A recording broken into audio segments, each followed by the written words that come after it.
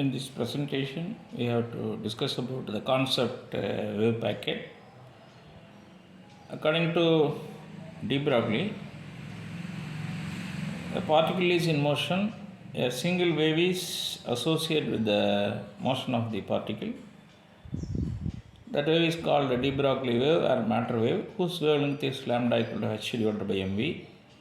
If we calculate the velocity of the de Broglie wave, the de Broglie wave velocity equal to c square divided by v. Here c equal to velocity of light, v equal to velocity of the particle. This means that particle is moving with velocity greater than the velocity of light. So this is not an acceptable one. In quantum mechanics, a single particle motion is expressed in terms of wave packet rather than a single wave. The wave packet is an envelope which contains n number of waves. The waves are producing destructive as well as constructive interference internally, and finally it may move with one particular velocity called group velocity. If you think about the velocity of the individual wave velocity is called phase velocity. The phase velocity is given by the formula Vp, which is equal to omega by k. Now we have to calculate the velocity of the individual wave.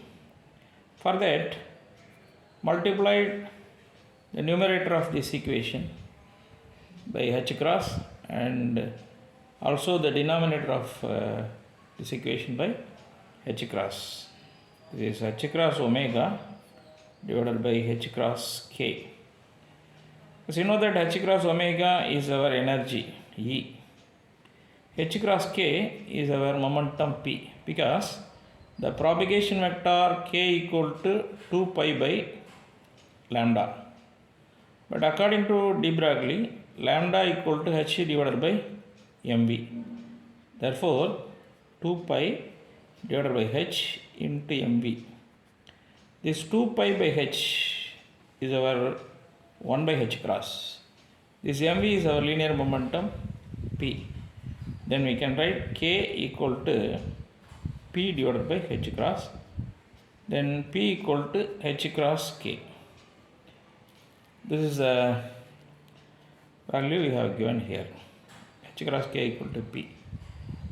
According to Einstein mass energy equivalence, E equal to mc square.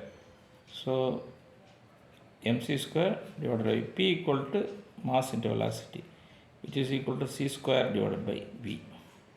So phase velocity is equal to c square divided by v, which means that if you think about the velocity of the individual wave, which is c square divided by v. C is velocity of light, v equal to velocity of the particle. It is not acceptable one, because no one particle may move with velocity greater than or equal to the velocity of light. Now we have to calculate the velocity of the wave packet. The velocity of the wave packet is called group velocity, Vg.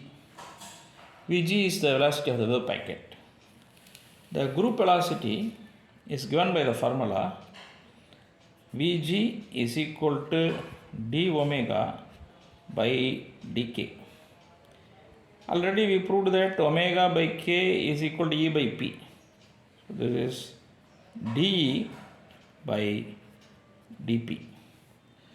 In the case of non-relativistic particle, the total energy E is equal to half mE square plus V. Suppose this particle is free.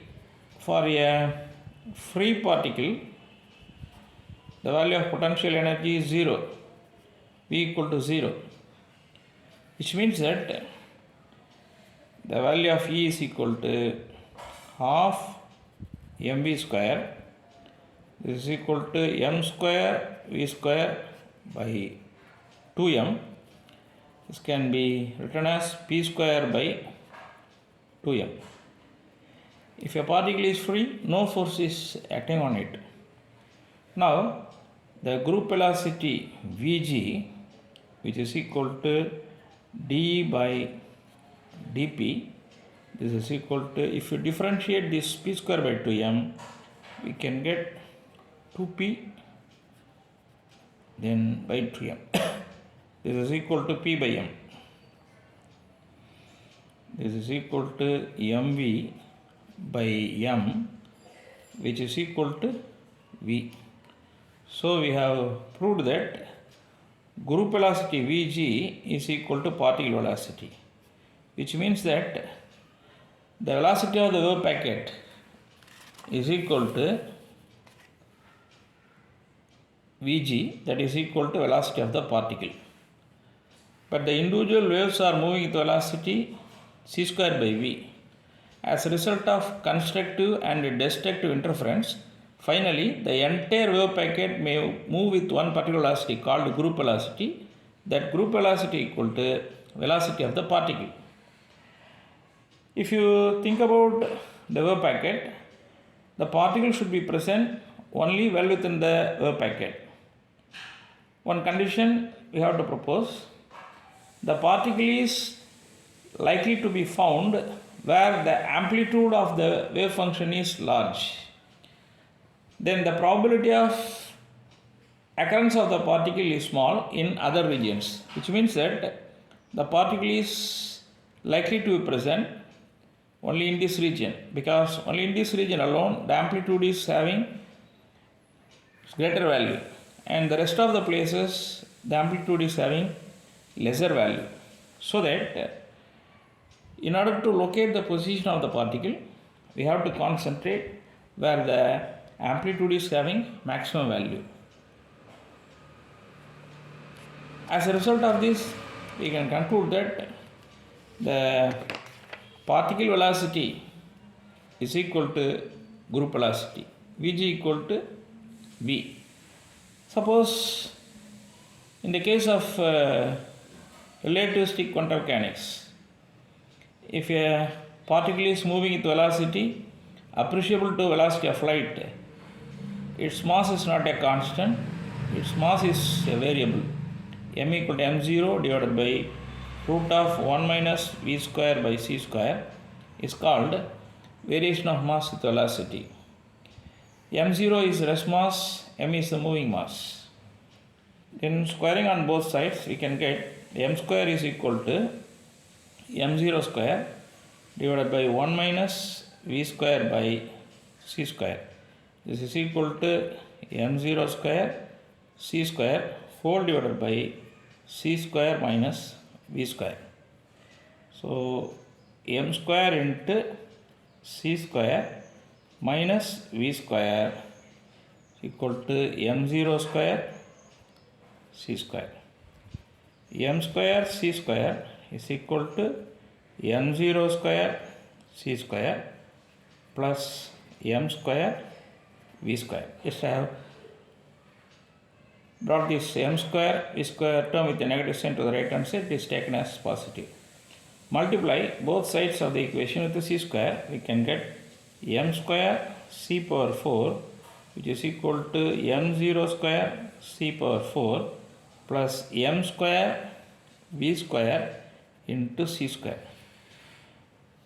Then we know that E equal to mc square, then P equal to mv. Therefore, this term m square c power 4 is replaced as E square.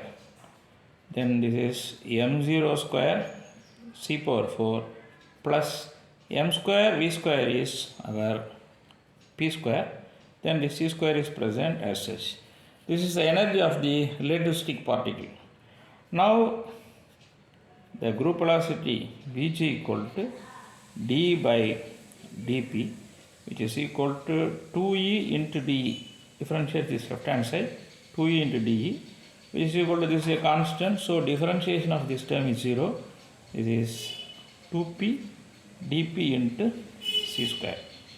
This is equal to e de equal to c square p dp. Then dE by dP, which is equal to c square P by E. Then we can write c square into mv divided by E equal to mc square. Then we can get Vg equal to V. In the relativistic case also, we have proved that the group velocity equal to particle velocity. That means the particle is moving with a velocity equal to the group velocity. So in this way, we may realize that wave packet is an envelope which carries n number of waves.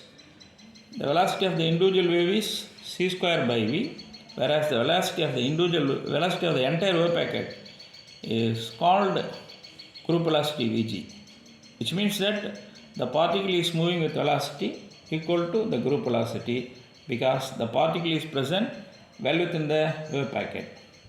The particle is likely to be found where the amplitude of the wave function is large, then the probability of occurrence of the particle is small in other regions. That's all about the concept of packet.